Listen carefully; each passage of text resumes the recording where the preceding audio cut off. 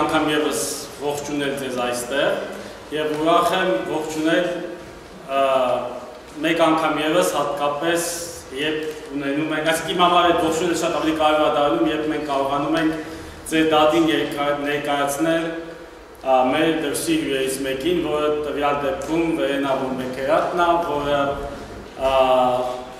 ոչ միայն սիրով պատրաստ է, որ այսօր ուրեմն մեզ հետ զրուցի մի քիչ, այլև կարող ենք ասենք, որ Վերենան դասում է այն հյուրերի շարքը, ովքեր Հայաստան եկել հիմնականում այս հանդիպման համար, այնպես որ մենք ոնց որ նախկինում ենք ասել, դեռ սպասեք ավելին, եւ Վերենան ուրեմն Գերմանիայում աշխատող մոտ 16 տարվա արդեն աշխատանքային փորձ ունեցող ճարտարապետական ընկերության համահիմնադիր է, մեկ այլ գործընկերոջ հետ, կայքը որ նայեք, եթե դեռ չեք նայել, հսկայական աշխատանք է կատարված եւ բարիս ամենաճարտարապետական լայն իմաստով, սկսած ուրեմն կորպորատիվ դիզայնից մինչև քաղաքաշինական շատ խոշոր նախագծեր եւ այսօր նա կներկայացնի ես մի քանի վերջին աշխատանքներից եւ մի քանի կարևոր աշխատանքներից եւ ինչքան ես գիտեմ չգաղտնիքը բացեմ մի քիչ էլ խոսք կա գնալու, եթե խոսք չգնա ես կդրթեմ դրան, որ խոսք գնա իր տպավորությունների մասին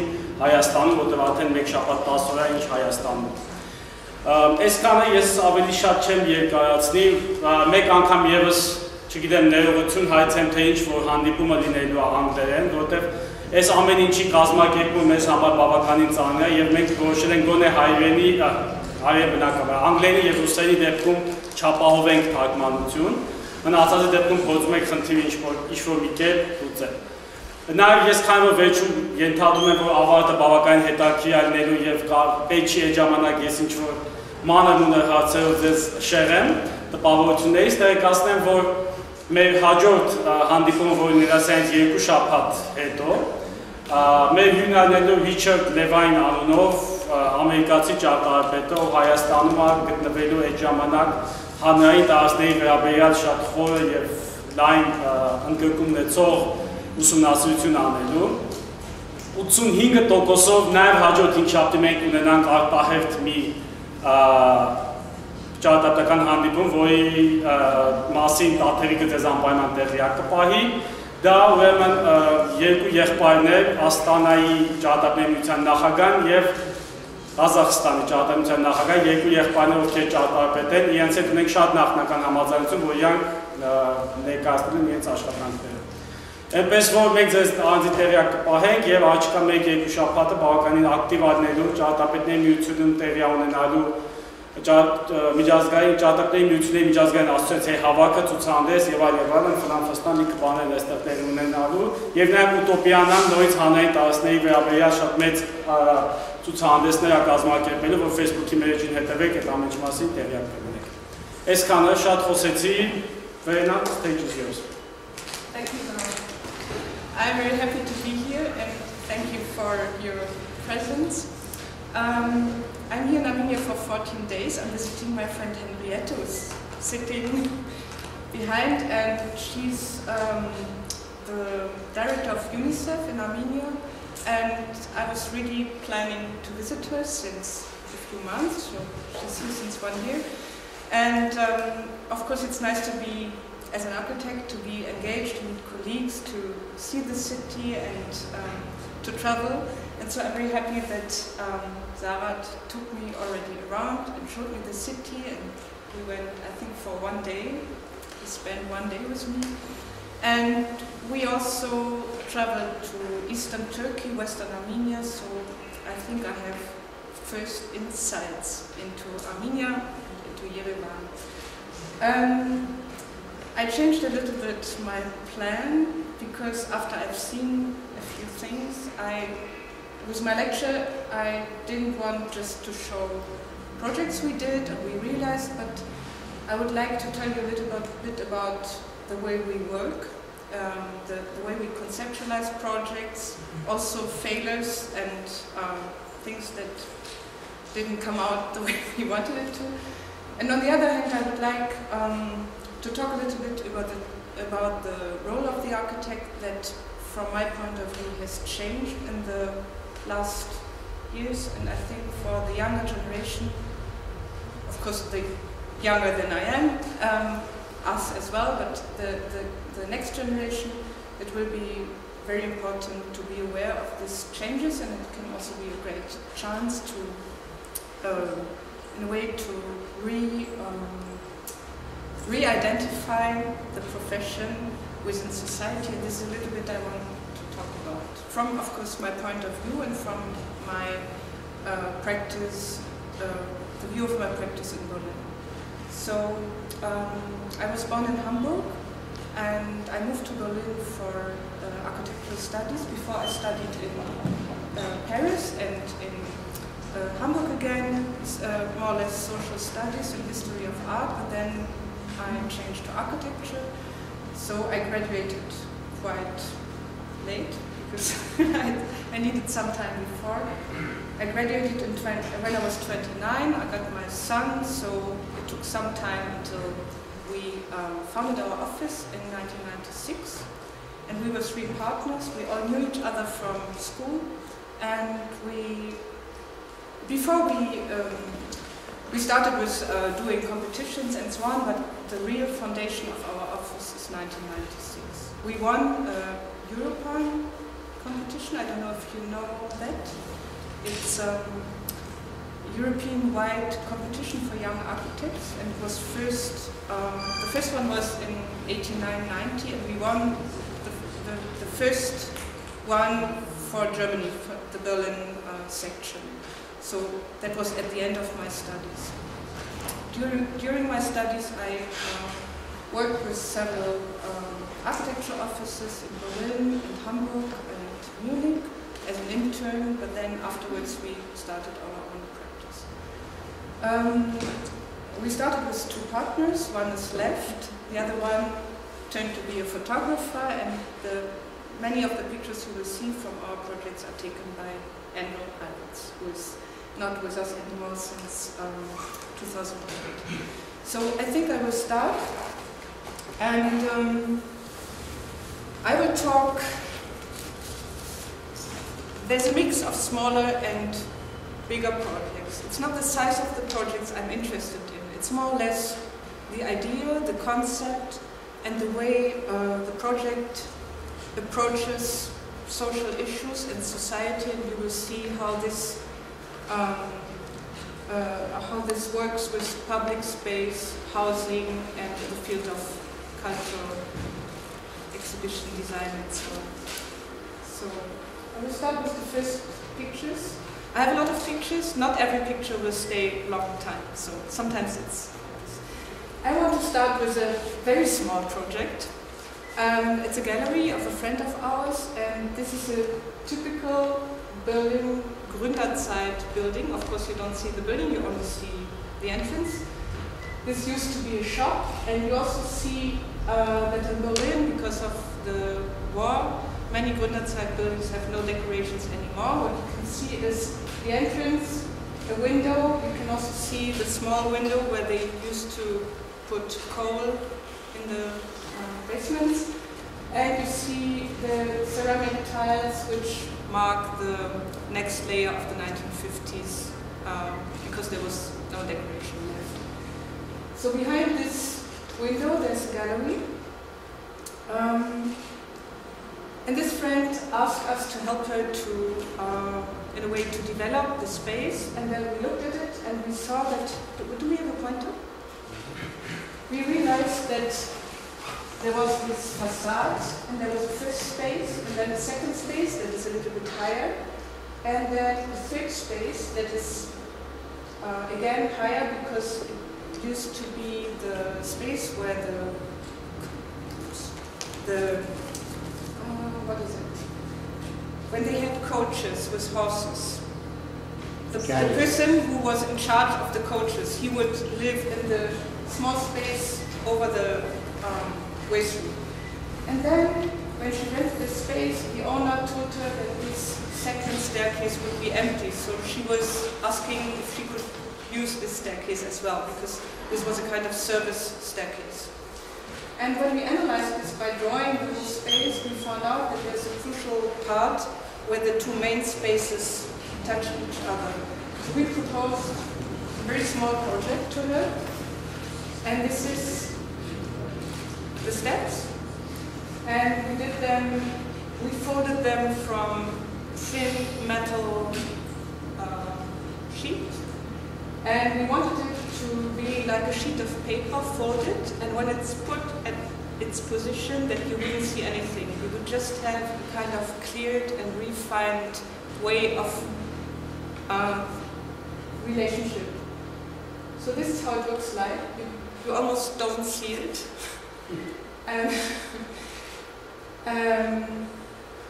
This is when you look from the upper part to the lower part. It's not there. This is a piece of art by Alexandra Laikov. It's a panorama she did, so it really interferes with the space. Let's zoom in. And here you can see how the steps are really gone because there's a kind of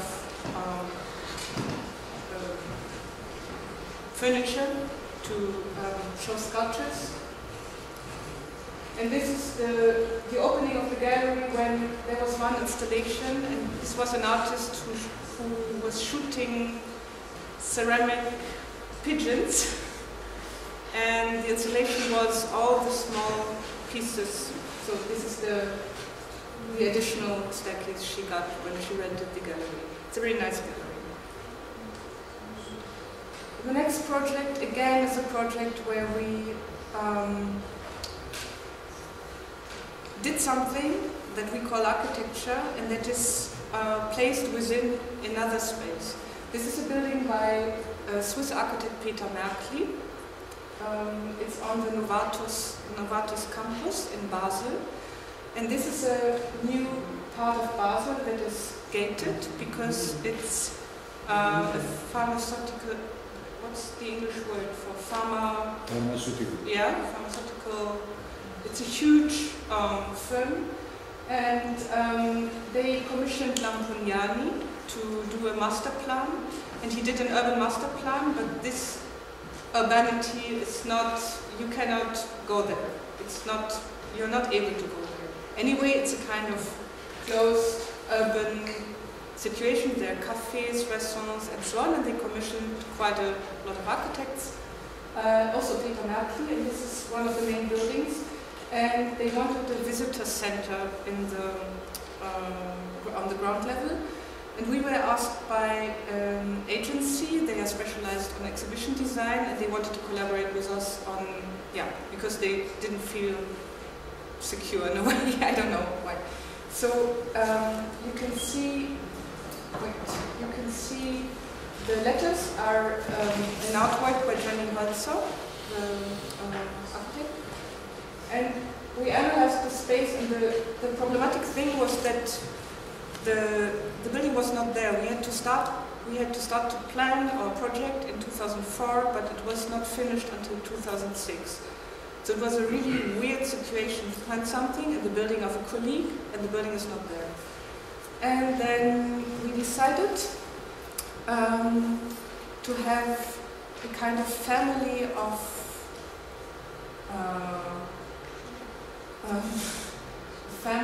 volumes that are in a way similar to each other, but they would serve for different usages. And they accepted, and then this agency did the exhibition design, and we focused on the production of all those volumes.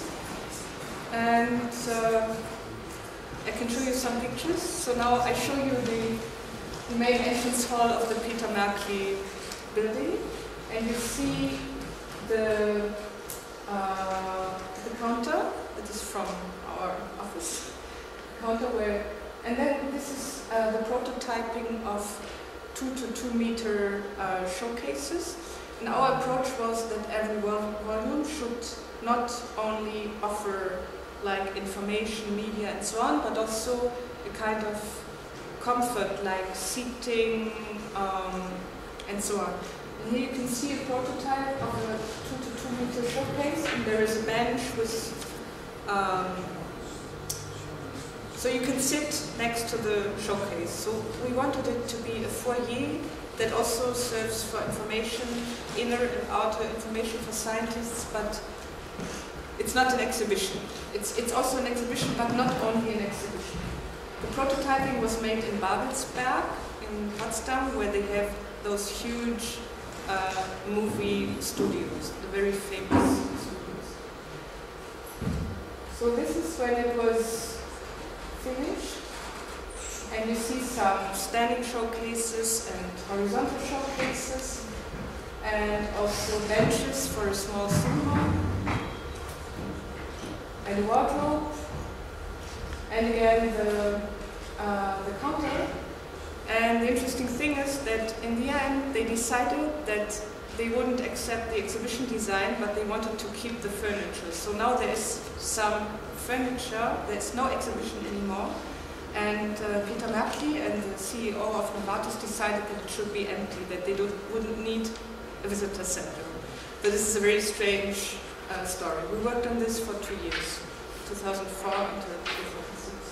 It was many, many trips to Basel and many, many meetings with people and so on. So this is the third project that relates to exhibition design. And now I also want to talk about this building. This is the Akademie der Künste in Berlin. It's built in 1960 by Werner Duttmann. And in the background you can see one of the towers of the International Bauausstellung building exhibition from 1957, where a lot of international architects were invited. And this was a real post-war setting where there was a whole district destroyed. And it was a huge, innovative housing approach to housing. How could the city of today or tomorrow look like? And what is interesting about this area is because it's really in the center of the city and it's in the middle of Tiergarten, of a huge park. The first generation lived as long as they could, and now a new generation is interested in this way of living. So when you walk around this area, you find a lot of young couples in their 30s and small children playing around in the garden, and I think in a way it's exactly how the layout of Hansaviertel was meant. Besides that, of course, the apartments that were like 60 square meters and they used to serve for a family with 3 children now would host a couple. So there's a change of measurement and size, but it's really nice that this area is now so vivid and active. And in the middle of this area is the Akademie der Künste. It's a beautiful building. It's recently renovated. This is an older picture. And this is the first floor where there are 3 halls as exhibition spaces. In the middle there is this courtyard. And in the year 2000 we were commissioned to do the exhibition design for an exhibition about time for children. And as we love this building, we thought about how could we find an approach to a children's exhibition in this space that would help the children to understand that it's one story that the curator is telling them, but also to have some orientation to different themes and so on. So what we did is we designed a huge form and a grid of certain colors.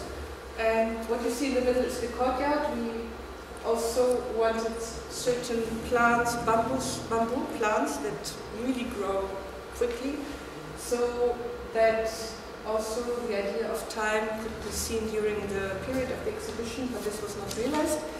And now I can show you some pictures. So you see the beautiful shed roof, and you see the floor, the oak wooden floor, and you see the volume we implemented. And here you see a few pictures of how it was used and perceived.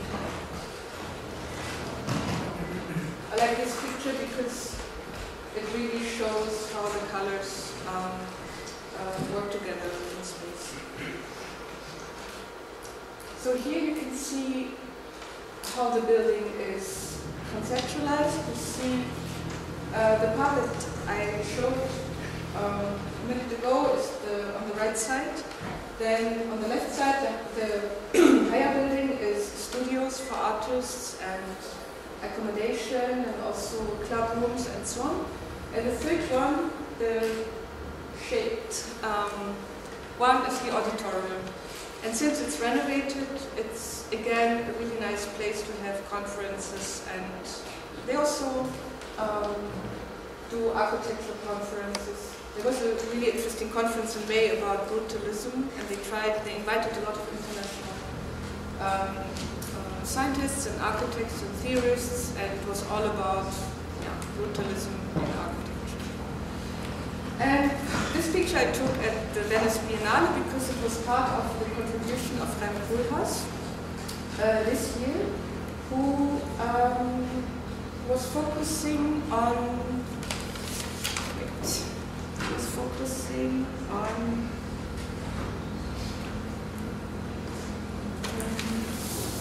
I would like to cite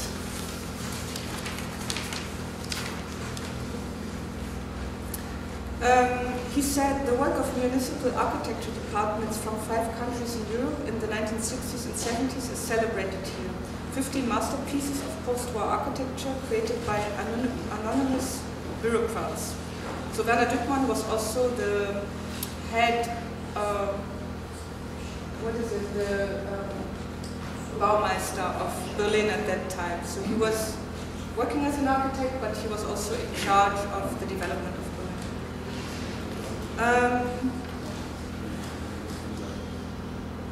Many of the buildings created by these architecture departments remain as important municipal monuments in the cities in which they are built.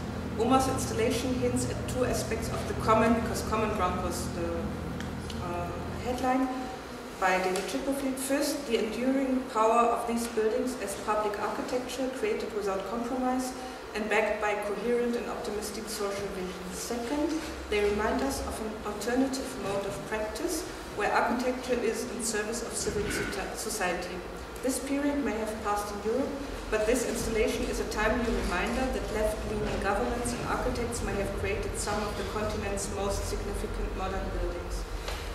And I'm citing this because it was clear at the Brutalism conference in May that it's more and more it's coming up to the minds of architects, but also of the administration, that the heritage of the 20th century is also, it includes also those buildings that are not done by famous architects, for example, but they are done by a kind of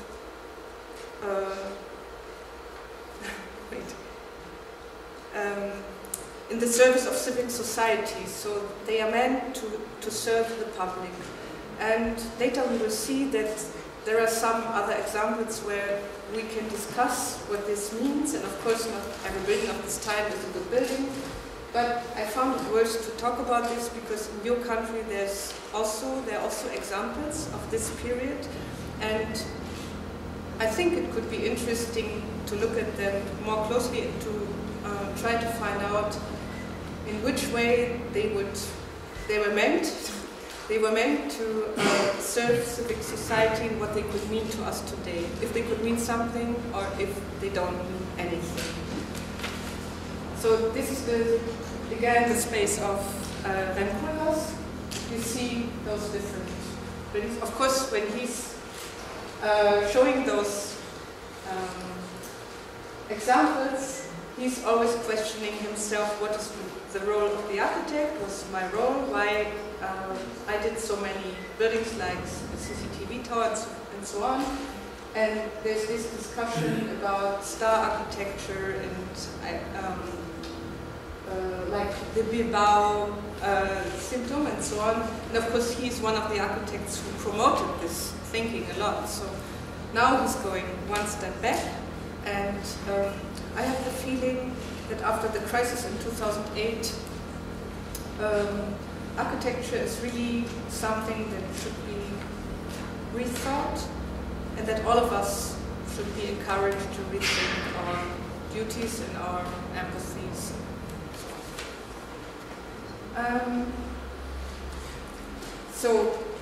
I included now a small project that we designed as part of a competition that we didn't win. And it's also a public building. It's a city hall for a very small village in Flanders, Belgium, the Flemish part of Belgium. And we were encouraged to take part because we had one young architect working with us, and he recommended us and said, why don't we do this? It's an interesting competition. And I will talk later about this kind of open call that they have. It's quite interesting. So now first I want to show you the project we did. So this is the village, and you can easily find the center of the village. There is 3 roads coming together. There's a monument in the middle. There's a church next to it.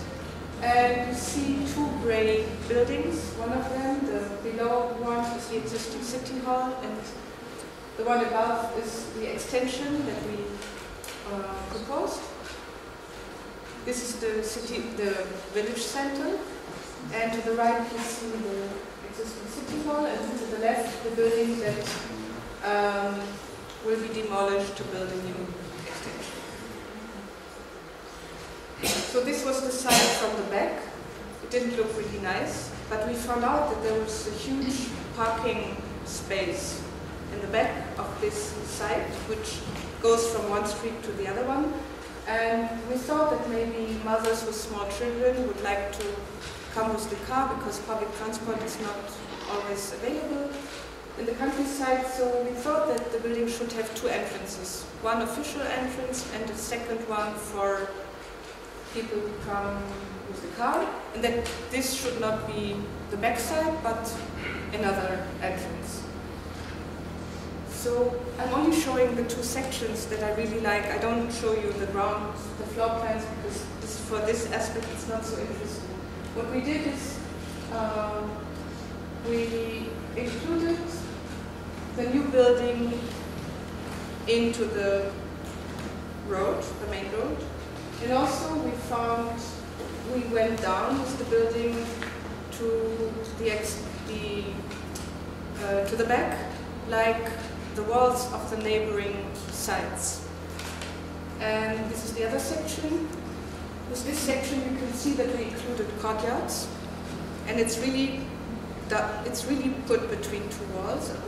We included courtyards with plants to give daylight to the working spaces.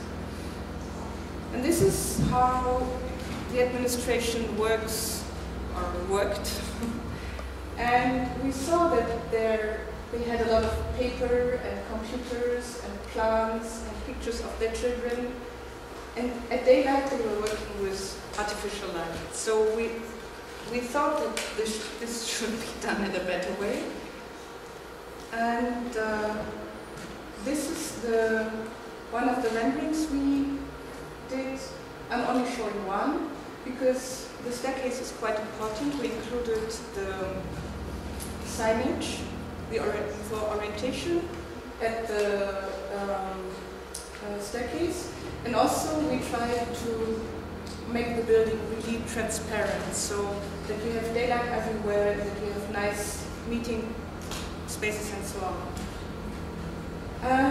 In the end, it was the people who are working there who didn't really trust the project. We were 1 out of 5, and they chose a project that was really not a nice one, I think.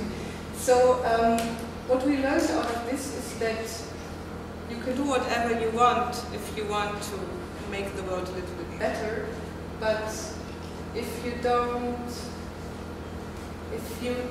connect to the people who will use it and who will be in charge of it and who will be the ones who work there and who stay all day there, it will be very hard. You will always have to connect to the decision makers.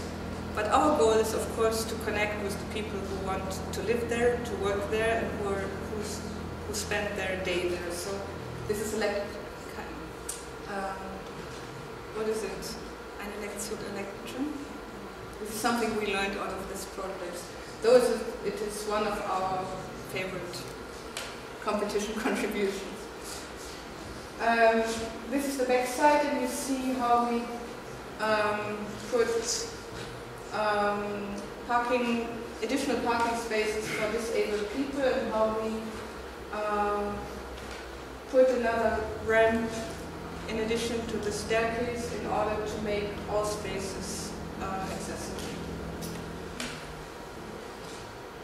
And this is the front, and we saw that in those Flemish villages and cities like Ghent and Brugge, the more famous ones, they always have a clock at the kind of clock tower because they're very proud of their public administration, and so this is what we did. And this system in Flanders is called Open Call. They have a kind of Baumeister.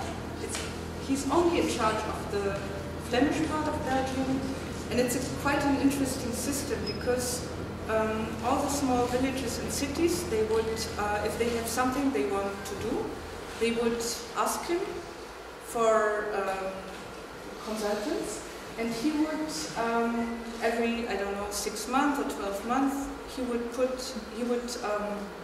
create an open call, and it's accessible for local architects but also for international architects, and they are presenting all the problems they have, and you can apply for one or more projects, and they want you to describe why you're interested in it and why you think that with your portfolio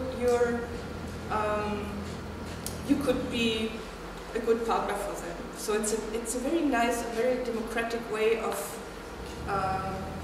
for architects of applying for a project, and also for the administration to find the architect of their choice. An architect that really meets their needs. So we took part a second time. They choose us a second time. This was a very interesting and very, very complicated site. It's an old industrial site from the 19th century. And adjacent to the site is a music school and an art school. And in Flanders, they are very proud of music and art schools for children and also for grown-up people.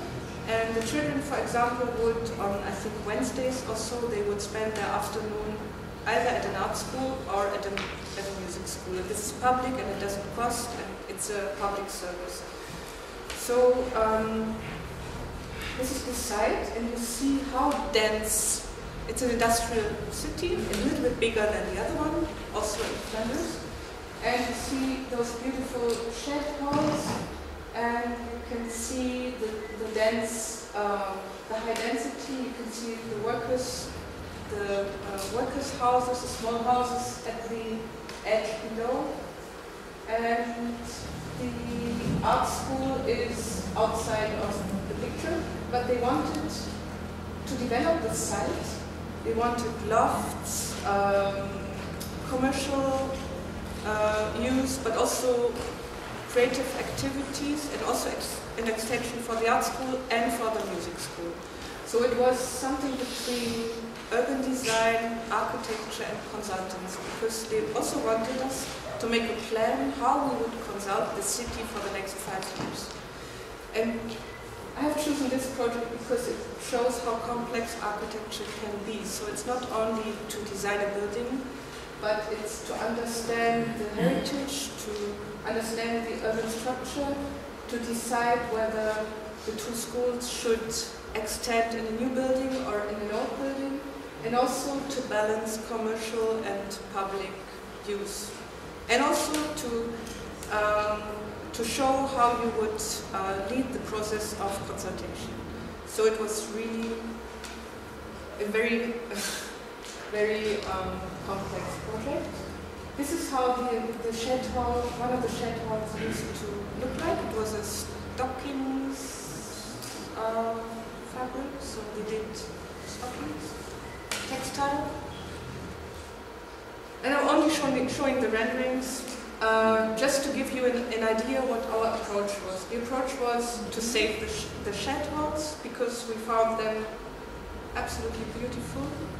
And they were covered. We wanted to take the covers away so that you have the daylight again. And what we did is we opened the shed halls and we put new big doors that can stand open in summer so that you can easily walk from a courtyard to a hall and again to a courtyard. We also proposed housing and so on, but this is not my focus now. This is how we imagined the shed hall to be, so we wanted to empty it, to clean it, and then not to heat it, but to treat it as a semi-public space where the schools could have like workshops and so on. This is a new auditorium for the music school, so every school had of course their wishes and so on. This is the new building we added on the right. It's a space for common use for local groups and so on. And this is the extension of the art school in an existing part. And we thought about a huge space where the children could meet and where they could do all kinds of artwork. So I'm jumping now to a German city, Düsseldorf. It's a mid-sized but very wealthy city in Germany. And this is the most famous street they have. They have very important, it's a very important street because it has this beautiful water in the middle and trees, and then to the right and the left they have the most expensive shops, and it's Königstraße. It's called Kö. And the project is not about the street, it's just to introduce you to the famous street. So this was a competition we applied for and were invited. And we did something that was not, they didn't want us to do, so of course we were not under the winners of the project, but we still think that we did a good project, and we are now writing an article for, or we are applying for a contribution for a small magazine, San Rocco, because we want to write about it. And for this project we collaborated with another architecture office. It's called Bell. Anne-Joachim Bernhard and Jörg Leser in Cologne. They are friends and colleagues of ours. And what you see here on the map is the street I showed you is the one to the left. And then you see a huge park, Hofgarten, and you see the city center of Düsseldorf. And now I have to go there to show you a little bit more.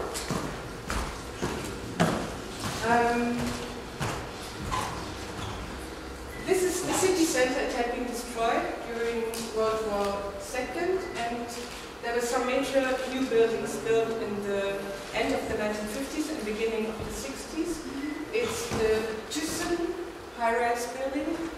Its name is Dreischeibenhaus, which means three-slide building because it's made out of three like slides.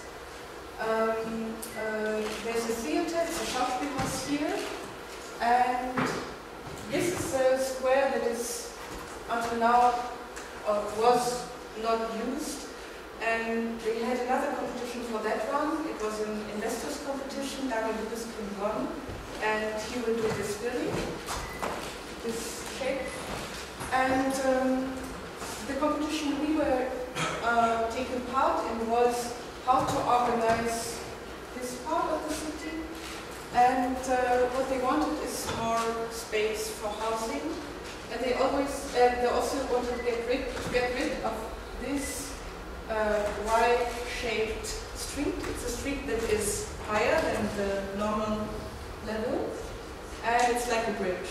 And it's part of the post-war circulation system. It's a beautiful bridge, a beautiful building. And what they wanted to do is they asked the architects to think about to repair the Gründerzeit blocks, to make the city as it was, and to include new housing to get rid of the bridge, because they already had a plan how to bring all the traffic in tunnels and so on. In the end, they would have a restored city center and a new Daniel Liebeskind building. And we looked at it closely, and we found out that this is the Dreischeibenhaus, the Thyssen house. It's it's built between 57 and 60 by Hendrich and Petschnik. It is a very thin building, and it was very innovative with its construction. But on this picture, of course, it's under preservation, but you can also see what the problem is, because besides the high street that you can see in the background, they have a lot of trams, and there's no real public space. So if you want to cross from here to there, you have to cross those rails and so on. And we thought that the problem is more or less how public space works instead of the street they wanted to take away. Here you can see how refined the Thyssen building comes to the ground. Just to give you an idea of what kind of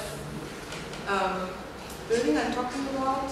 Here you can see again the Thyssen building and the theater, the Schauspielhaus. It reminds a little bit of Alba Alto, but it's built by Bernhard Pfau between 65 and 69. And to the left you can see the bridge. It's called Tausendfüßler, which means, the name is this animal which has 1,000 legs. Yeah. You will see why. This is again the Dreischeibenhaus and the Schauspielhaus. This is how the Schauspielhaus meets the Hofgarten, the beautiful park. And this is the Y-shaped Tausendfüßler where it splits. So what we tried to conceptualize was that the street, which is under preservation, or was until June 2012, because they just decided that they really want to take it away. And of course the Schauspielhaus and the Thyssen building are under preservation as well. So we found that the street has a really important meaning to the two buildings. Their decision was to have the Schauspielhaus, the Harris building, and the new Liebeskind building. And we were more interested in the urban structure and the public space that relates all the structure together. And so we said, why couldn't we have an offer of public space under the high street if we take the tram away? Because the tram is the one that cuts through the urban fabric. So we proposed to put the tram on the high street, to take the cars in the tunnel, so that when you take the tram, you will have the beautiful layout of the idea of those buildings and the idea of the city, and that at the same time we would clear the space under the bridge and have different kinds of, you can see markets, all different kinds of offerings. So we prepared a thesis that was divided into 3 parts. The first part was culmination. So we proposed a vertical a vertical building or a vertical space to relate all the different traffic layers to each other. The second thesis was, our theme was, we called it Landschaftswohnen in der Stadt means housing within the landscape in the city. And the idea was to have 3 new buildings for housing that are higher so that you can look over the beautiful park. And the third theme was the Tausendfüßler itself, how the space beyond could be used. And you can also see that the surface below the bridge is shaped like this, so it's a beautifully designed. So of course they picked us out, but I really wanted to show you the project because with this project we really decided to do something that was not wanted. It was not what they wanted. And here you can see that we were then invited because, of course, there were people who liked our project and also theorists who really wrote about it and so on. And they invited us for a major model exhibition, and this is the model of the project. This exhibition was in Berlin. And then today I did some research on the internet because I wanted to know how far the Liebeskind building is. And now you can, as you now know the area, you can see the new building. And I think it looks quite nice how it relates to the Hofgarten. But then, when you look at this rendering, it was also on the internet, you see that it will be a public space that will really be different. It's a commercial public space as we have them in every city in the world.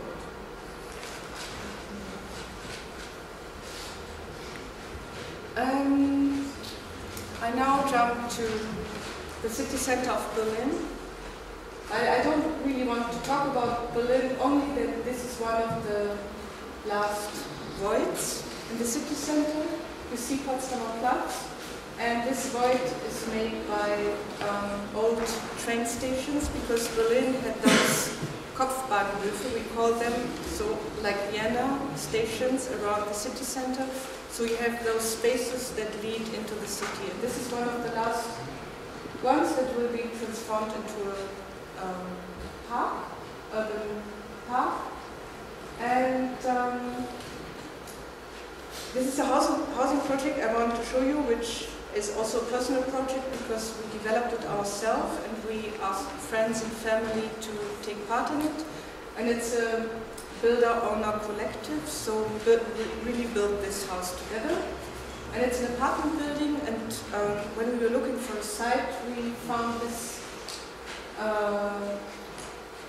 area interesting because it's very close to Potsdamer Straße, and we found the site in 2008, and at that time the first gallery started to move to this area from Berlin Mitte to Potsdamer Straße, and now there are many, and the region, this area is really developing, and we found it interesting to be in the city center next to this new mixed urban hub and the new park that we created there. This is the site. We bought it from the city. They have a fund with all different sites and buildings, and they sell for the highest price. But the site is so small, it has 418 square meters, so it's the size of a one-family house, maybe, in Germany, and average. So,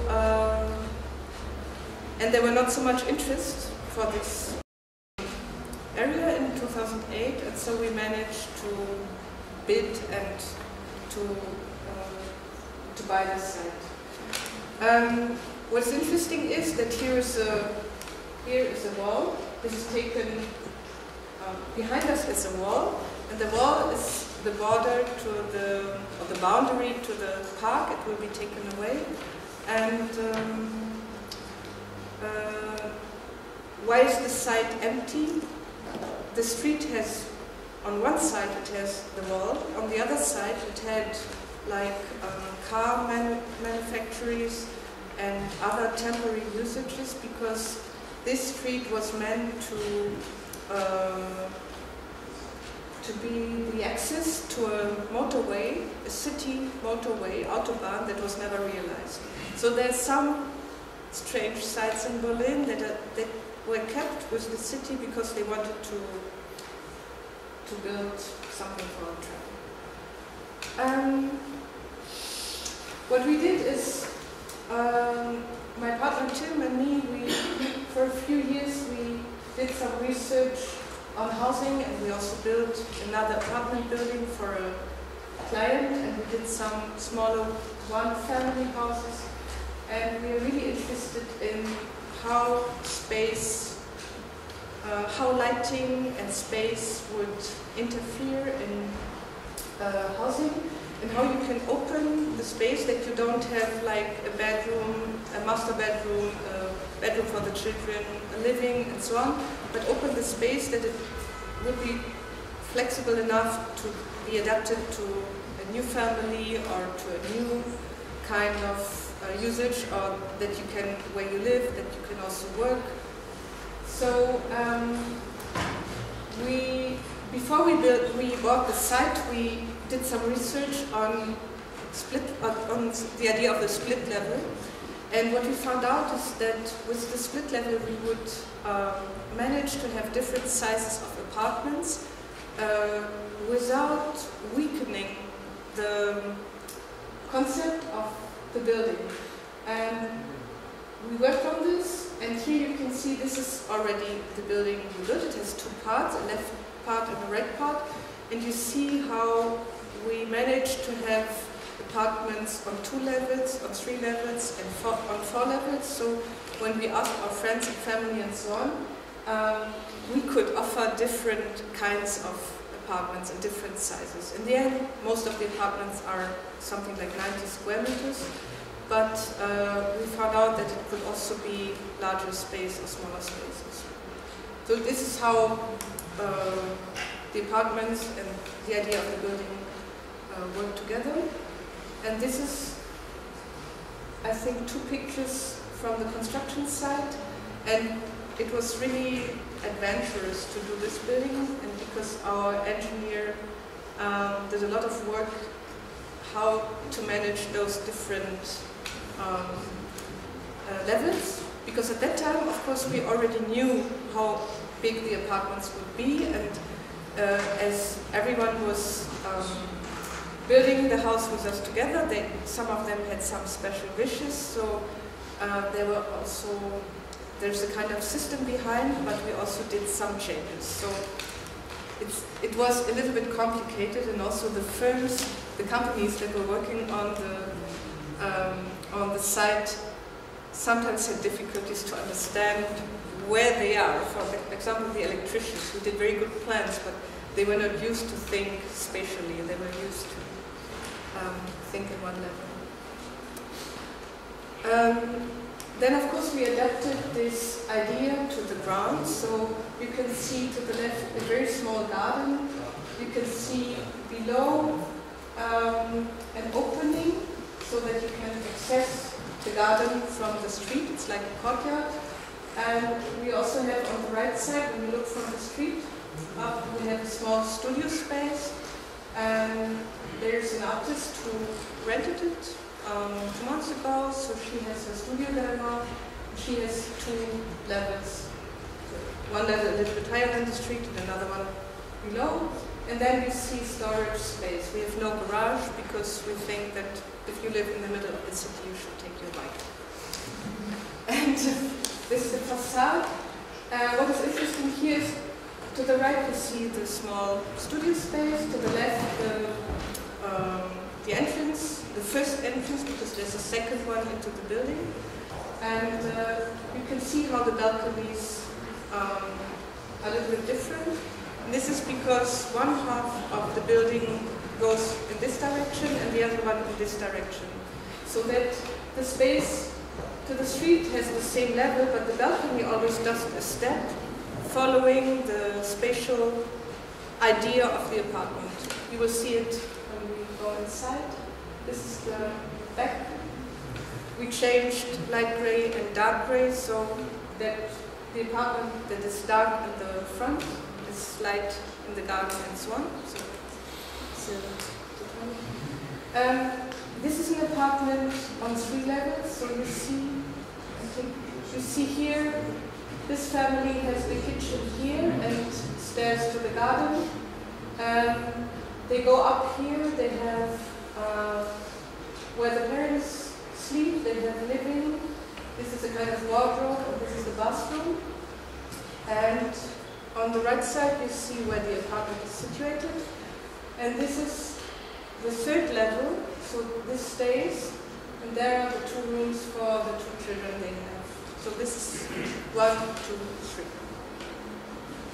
And this is an apartment on 2 levels. You enter here, you have this center space in the center, and to the street you have 2 rooms, and to the garden you have another 2 rooms. And what we did is we have huge windows. They have 3 levels, 3 glass windows. What is it? 3 layers of glass, because it's a low energy building, and wooden frames, and they are sliding windows. And what we wanted to show is that even with 15, 16 meters, because this is 16 meters, you can get light into the middle of the apartment. But therefore, we put sliding doors here, so if you open them, you have a huge space, and if you want to separate the rooms, you can use the sliding doors as separation. And this is not an additional part of the building, but we put it into the budget. So if someone didn't want the sliding doors, it was like getting money back. This was quite caused some discussions because they didn't understand that it was already there. This is another apartment. This is 88 square meters. You enter here, you have this central space. The kitchen here is a bathroom, and kitchen are mostly included in the central space, so that you have more specified rooms to the windows. Okay, you have bedroom, eating, working, bathroom, toilet, and kitchen. And just a few pictures to show you. You can see here where the sliding doors are, and how the flooring is the same, so that if you open the sliding doors, you have this. This is how the 2 levels work together. How the space left itself. And this is again a drawing where you might understand the concept, how it works.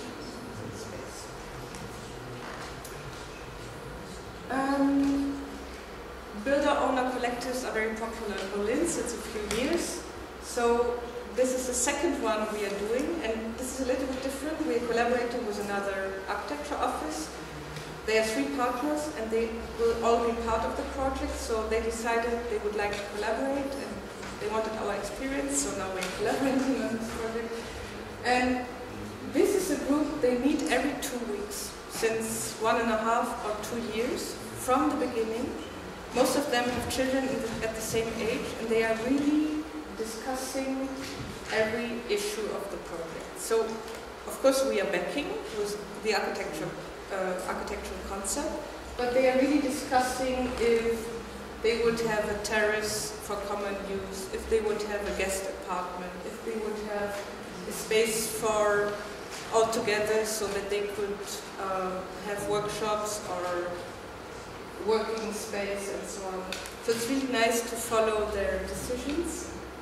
And this project is not finished yet, but it has been published in an architecture magazine, because the magazine was interested in this decision-making process. And again, this is, I think, a new part of our work, because it's not only designing a nice building or a monument or a school or a museum, but being in contact with the people who will be in the future users.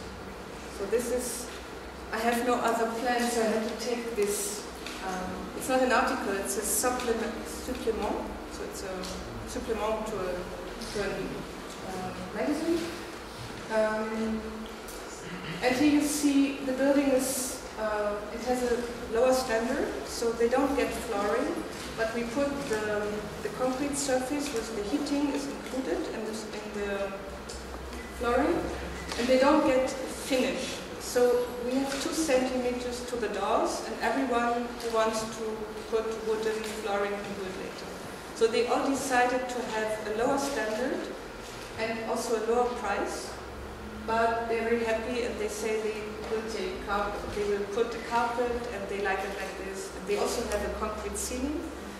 And there's one thing that is really special about this building, because we proposed circulating balcony without divisions, and they all decided for this, so the children will be able to meet while running around the building on every level. There's 3 apartments on every level. So it's a freestanding building, it's in Berlin-Kreuzberg, and the site is interesting again because maybe here you can see a little bit, it's a very good area, and it's close to Oranienplatz, which is the heart of Kreuzberg in a way, but it's located between housing buildings from the 1960s. So there are like high-rise buildings and also lower buildings, and this is why they have an area of 2,000 square meters for their own. So it will be a huge garden and a freestanding building, and this is, I think it's really something very special in Berlin to have this. Those are the first pictures. The balconies are still missing, and of course this is only the beginning of the facade. It will have a wooden facade, and we developed a system so that every family could, according to their apartment, could decide where they have an opening and where they don't have an opening. So there's a system behind. And they have so and so % opening for every apartment, and the rest is not open. And so everyone has the same, gets the same, but they could decide where and where not. And this I put because it was a visit of the construction site, and all those 3 are working with us, or used to work with us. So it's one student from Weimar, and a girl who just graduated from Paris, and someone who graduated 2 years ago from Brussels. So we have quite an international. This is the last project. It's dedicated to the people who are suffering or still suffering from the earthquake in Japan, the earthquake and tsunami. And we did this project because we got an invitation by Toyo Ito to contribute to the idea of creating a common space for the victims of the earthquake. So the idea was not to work on shelter, but to work on spaces where people could gather and have a cup of tea and have a little comfort to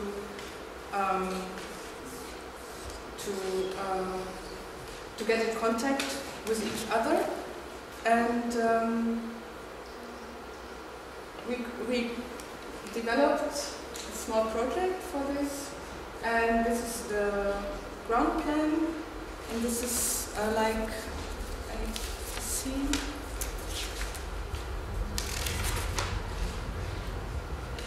yeah, it was 10 meter to 4 meter 50. I had to write it down because I didn't remember it anymore, and 6 meters high. And something like a 10 you can build by yourself. There's a construction I will show you. There is something to put it on the ground. There's a second layer, which will be the floor. A third layer, which is the construction of the kind of a tent. We called it papillon, which is the idea is that it refers to pavillon. And then a very light and thin material that will cover the structure. Yeah, you can see how it. This is a model, of course. Will be built up.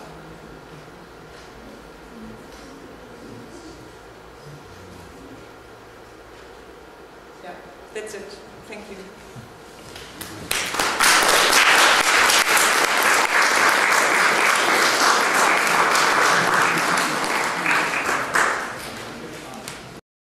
What I would like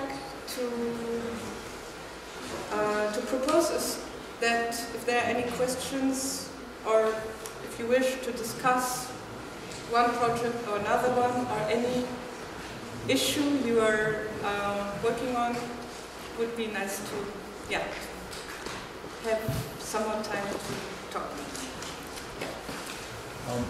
You are part of the generation that has seen the reunification of Germany's and lived through it. And working in Berlin especially, that kind of all comes together. Have you seen a change in Berlin and Germany on sense of public space, perception of public space? And if you have seen change, how would you characterize the change? Yeah, that's a very interesting question, because after the reunification in '90, there were different things happening. One thing is that West Berlin was really, really poor. And East Berlin was the capital, but East Germany was also poor. So what happened is, as prices were low, that the first thing what happened was there was a kind of hype, an increasement of building, investors coming to Berlin. They wanted to buy everything and so on. And at that time, we have this structure in Berlin, that administration structure, that we have a person that is in charge for everything that relates to building.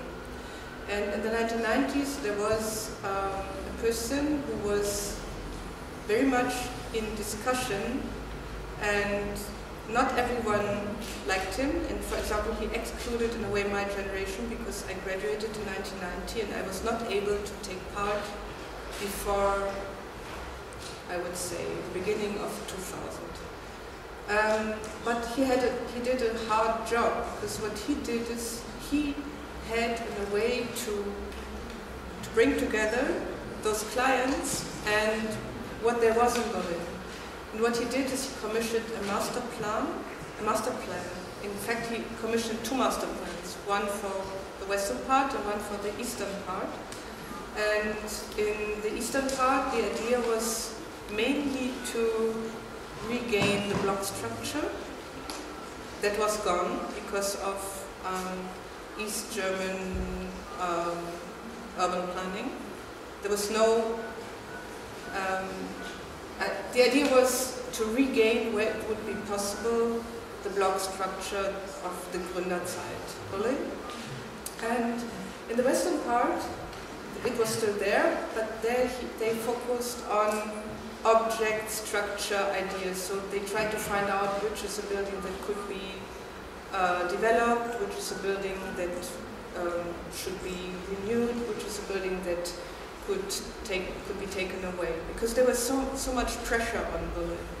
And this is what he did, and he did it with just a few architects, and then he related to some ideas of the IBAU, the International Bauausstellung from the 1980s, so not the one I mentioned before, the 56s, but we had a second one in the 1980s during my studies, where there was nothing to build, but many people came, many architects were invited to come to Berlin to develop visionary ideas. And this was the theoretical background of what happened in a way in the 1990s, because this thinking was already done. So he claimed the street, the facade, the block, the courtyard. And this was a good idea on one hand, but it also led to a very conservative architectural language. So then a lot of buildings were commissioned that really did street, block, facade, courtyard or not, but most of them were not housing blocks but new office buildings. Though some of them have ridiculous facades because they refer to something that is gone and they don't really reclaim what has been there in the past, but they try to invent something like the European city that doesn't exist because every city has its own. So this was one approach to public space, to have squares, roads, parks, and so on. So it's a more classical approach. Now, since those investors are in Singapore or I don't know where, the city is very poor, but it has a lot of creative potential. And we have a new person in charge of this. She's Swiss, she's my age, so I'm 51, I think she's maybe 50, I don't know. And she's doing something else. Of course, the other one has done his job, and now she's looking to the future, and she thinks about what could we do, how could we involve people, and how could we work on public space so that we get public space attractive, so that if we attract investors, we would have a framework of public space. And she's inviting a lot of young architects now to work on like temporary projects, which is very interesting. For example, there is we had this Tempelhof airport from the 1930s, and it has been closed, I think, 2 or 3 years ago. It will be a huge park, but the idea is that at the edge, at the borders of the park, there will be new developments, and they divided it into different, like housing, offices, a new city library, so different things were happening around this park.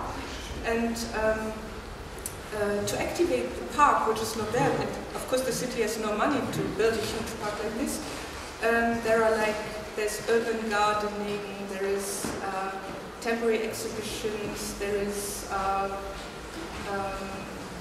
I don't know what, different things happening, and she also gives money for those things because she thinks that activating urban space is the first step for development.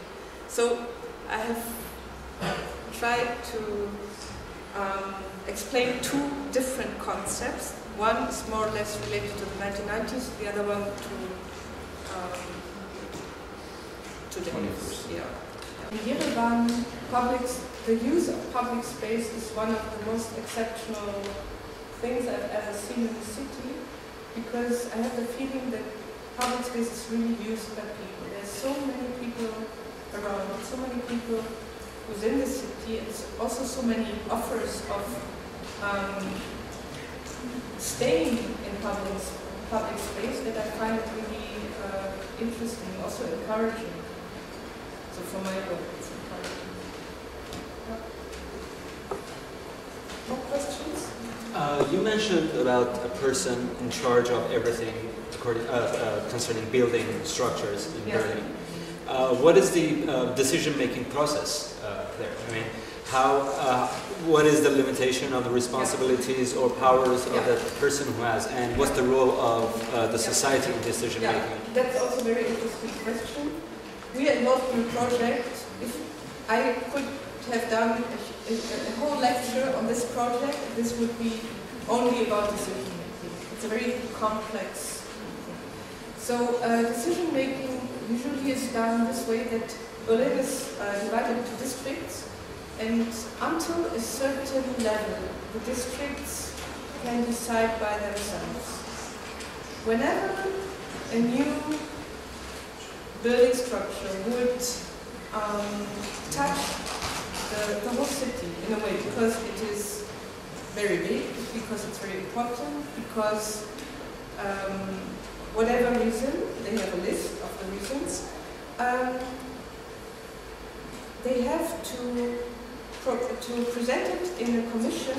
It's called Building Commission, and this Baukolleg would meet every 2 months, and there are architects, national and international architects, that are, what is the word? That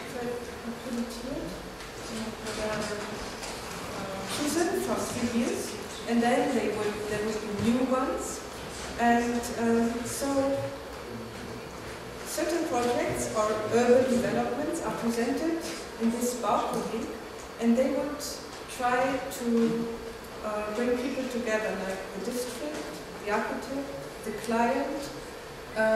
Sometimes it's also because a building that takes part in the structure is under is preserved under preservation. This is another commission, and sometimes those different groups cannot really work together because the client wants something. He has an architect, but she would have a competition, because she would like to find the best architecture for this. So she would force him to do a competition because of some reasons. And so she tries, what she tries to do is within this colleague to prepare decision making, not to decide, but to make the preparation for decision making. So we are involved in a very, very complex project. It's the energy company in Berlin. It's private now, it's Swedish, it's Vattenfall. Before it was state-owned. So there are a lot of sites and buildings that belong now to this private company. Some of them are in use, some of them are preservation, some of them will be sold, and some of them should be developed or sold and developed. And there's one they cannot sell because they don't have building rights on it, but it's in the center of the city. So we were asked to study what the different influences on this site are. We did a study of, first we did 6, then 3 different design studies, and we tried to find out how the design study, the building regulations, and everything would come together. And in the beginning, I told them, in the end, we will present this project to the Baukolleg because this cannot be solved. We can propose different things, but you will not get the right to do it. So you cannot sell the site with a study because no one gives you the right to build this. So earlier or later we will have to, we want to present it. But first we had to get to the district, and then they were on vacation, they were ill, there was not the right person. The person in charge was not really in charge because he couldn't decide because he had to ask the person. It took 1 year. And then after 1 year, we finally got our presentation with the Baukolleg, and they trusted us. But within the company, in the end, they are divided into different divisions, and another division commissioned another architect. But now the Baukolleg heard about this, and they said, we trusted in those architects and what they did, and we liked what they did because they included the urban fabric and so on. We wanted to do a competition, but on a small part of it, we trusted you that you would commission this office. And now we have again a new meeting, and the Vattenfall asked us to have a new meeting to prepare this meeting because now they see that if they want to go a step forward, they need us to. And now our position is that we don't want to do anything to help them to sell the site, but now we want to be commissioned in reality. So because until now it was a kind of study, and again and again and again. It was paid, but it was like, you know, helping them to get forward. they're nice and interesting, but they have many different divisions. And the divisions in this company, they don't really work together. So one says this, the other one does this. It's like real world. But it's interesting that the Baukollegium is in charge of this. And we are also able to call them and to tell them it's not going the way you were thinking it would go, and we would like you to invite them again to present the project again. So in the end it will be a competition, and it will go on for another year, I think. It takes a lot of time, but it's interesting. For me it was the first time to follow this complex process, and it's a lot of money they are, you know, it's all about, because the site is a real good site, and if they can sell it with a high-rise building to be built or with a small something, that's a difference. But I think it's very good that it's so transparent that it takes time, and people have to adjust to this decision-making process, but there is a possibility to do it this way. I have a question, and that can be kind of wrap up for today's meeting. At the beginning, I promised to the audience that I will tease you to speak a little bit about Yerevan. So I really, I would love to have your opinion, your role about different layers of the Yerevan which we showed you. In particular, Kont, Norton Avenue, and the layer of the 60s, which we have seen a lot in Metzambo, or in like 16th district, which we went together. Really, your opinion of the way that these layers are like relating to each other, and the way that you see this, because the audience is really interested to have some kind of fresh perspective on this thing. Okay. So, what I think that cities live from diversity. Diversity of building structure, of opinions, of backgrounds, and so on and so on. So, the most obvious thing is to relate those different structures to each other instead of having one form, one structure, one idea of public and private space. And this is, I thought a little bit about talking about Yerevan, and then I changed my plan and I choose projects that are related to what you showed me, because everything I said is related to your question, and I wanted to show that there is small scale, and there is big scale, and there is long-term, mid-term, short-term projects, but they all together form a kind of discussion on the city. And this is, I think, the same thing in Yerevan.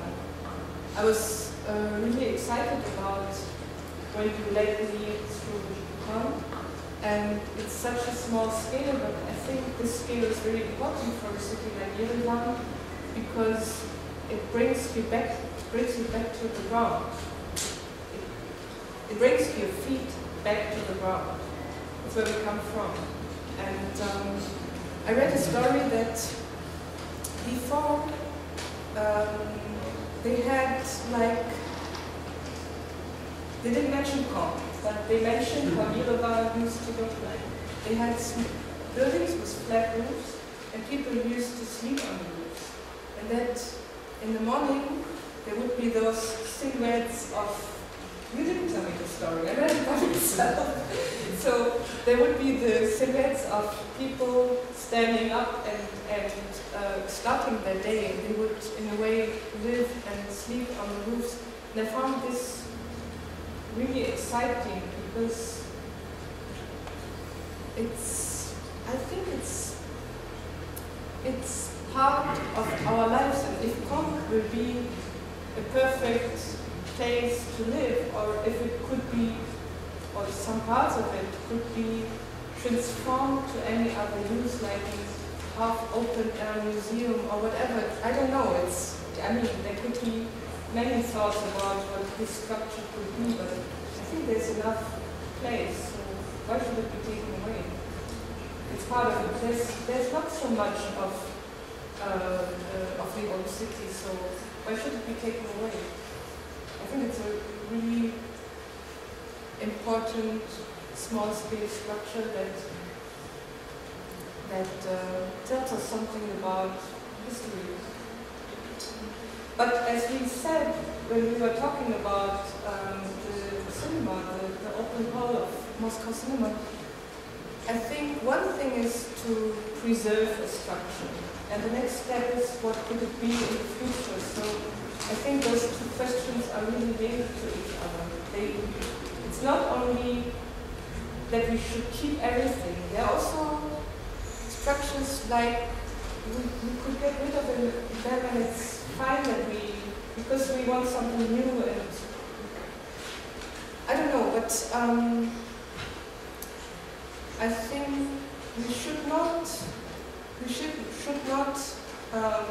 lose parts of the city like those to commercial activities. This would, for my opinion, make no real sense in a city like Vienna. And when I showed the project in Düsseldorf, it was also because I wanted to show that, of course, we wanted to preserve this structure, but we knew that if we would say we want to preserve the structure, we would not meet anything that the brief was. So in a way, we created our own brief that we showed that the same sum of square meters they wanted to build there, where the highest street is, we could have a different kind of building structure and keeping the street. So I think this is very important when we think about what we want to keep, what our heritage is, how we discuss heritage. Is it how people used to live? Is it our memory? Is it what are we doing there? So it's very important to also to think about what can we do with it? What can our children and the next generation do with it? So front was one thing. Yeah, we talked about the cinema. I especially like the empty hotel next to Pont. I think every time I drive next to it, I think that it has a really nice position. It's situated in a really nice way. You know, the yellowish one. The big hotel. Yeah. So I don't know what's happening. What? Nobody knows. Nobody knows. Okay. And what else? Yeah, what I could see is that a lot of new buildings in Yerevan are close to an idea of a monument in a certain way, like the Charles Aznavour, for example, or the museum that has not been built yet. So like structures that refer to themselves. But I think when we talk about cities, it's very important to talk about how the different parts of the city interfere, how they come together. So it's not only Pont, it's also how this would link to other parts of the city. I think 2 weeks ago, Richard Sennett, you might know him, he's a sociologist and urbanist from New York, came to Berlin and he gave a lecture. We have the lecture here, I wanted to read a sentence. And he was invited for a kind of evening. There is a preparation for an exhibition next year. And the question is what is the idea of culture to the city? So how does culture influence, can influence, does influence the city fabric? And they invited Richard Sennett, and I found it quite interesting what he said about public space. He said, let me see. So one of his arguments was that he was talking about over-determination. And he creates a world for a city that is over-determined, so that is over-planned. And he says the result of over-determination is what could be called a brittle city. Modern urban environments decay much more quickly than urban fabric inherited from the past. As uses change, buildings are now destroyed rather than adapted. Indeed, the over-specification of form and function makes the modern urban environment peculiarly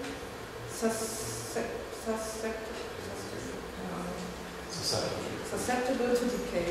The average lifespan of new building housing in Britain is now 40 years. The average lifespan of new skyscrapers in New York is 35 years. It goes on and on. And then he says, growth in an urban environment is a more complicated phenomenon than simple replacement of what existed before. Growth requires a dialogue between past and present. It is a matter of evolution rather than erasure. And I think this is true. This might also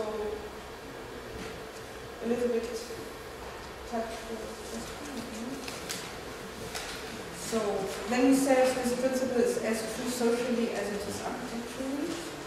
And then there's something else what I wanted to read to you.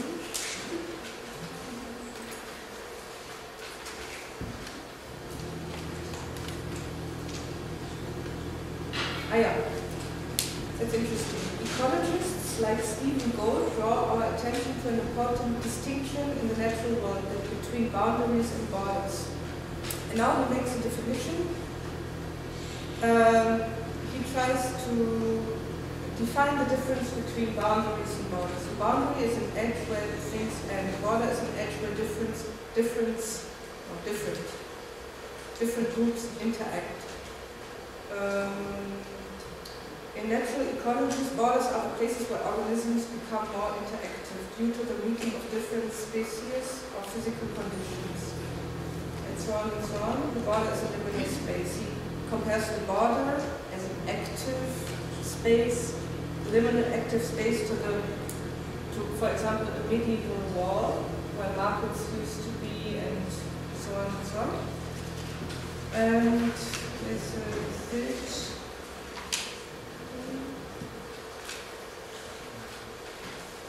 And this is not really Yerevan, but I will read it.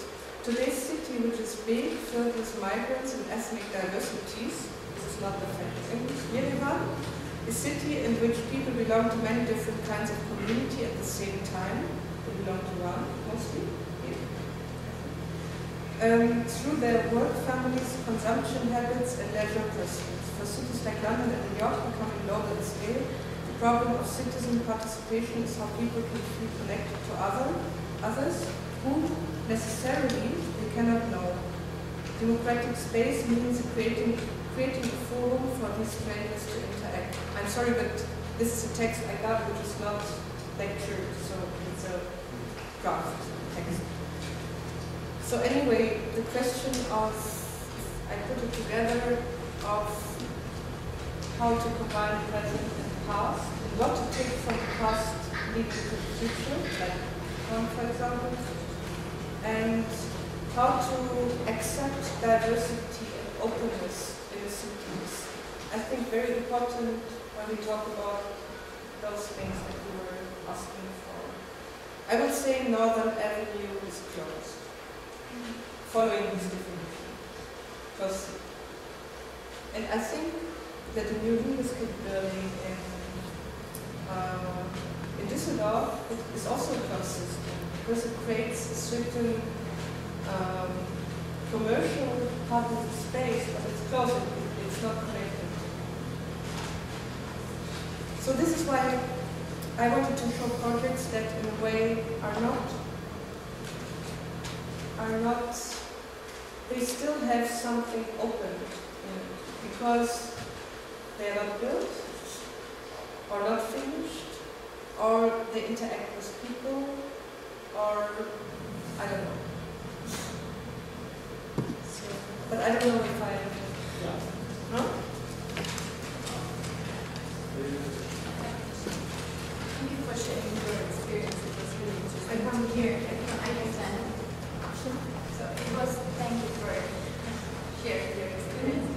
I would like to know your opinion about revitalization projects when people are doing revitalization of industrial areas, whether you have such experience or not, and what do you think about?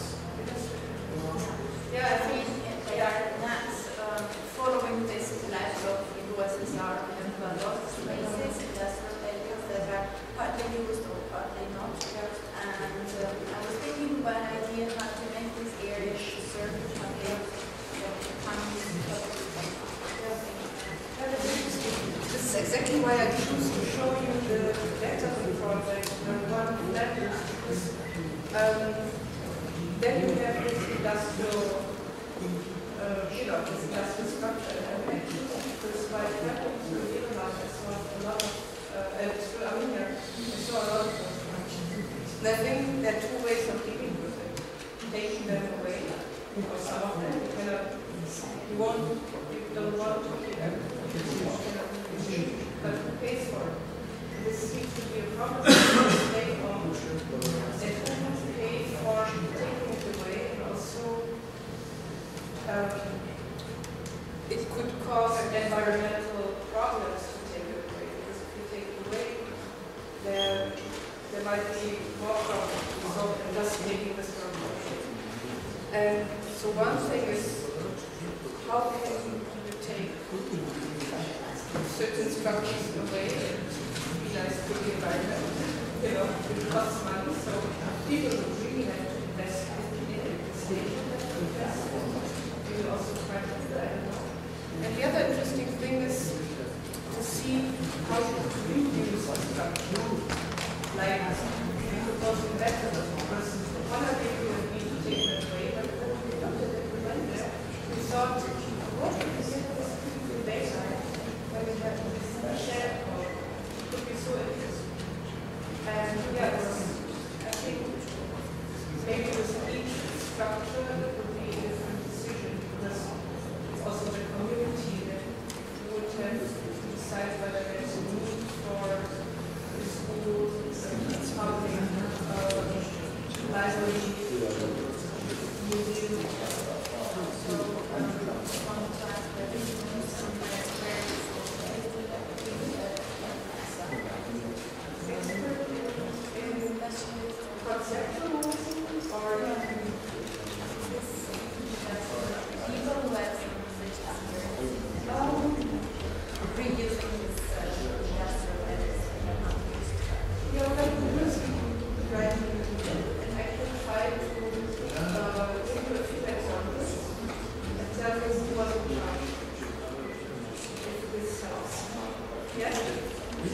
So that I could give you some examples like